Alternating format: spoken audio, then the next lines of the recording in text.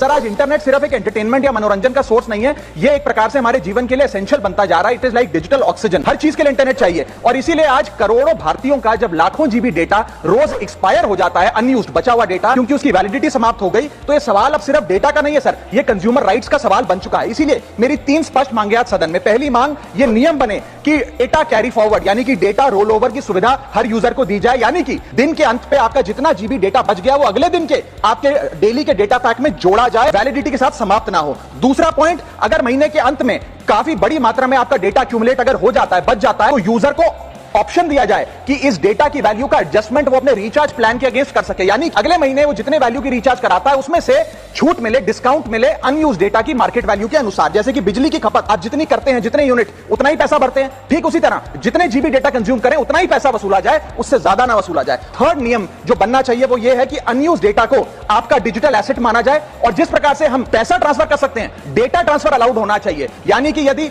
आज मेरा कुछ बचा हुआ डेटा है डेली पैक के अनुसार, मैं अपना बचा हुआ 1-1.5 जीबी अपने परिवार वालों को ट्रांसफर कर सकता हूं।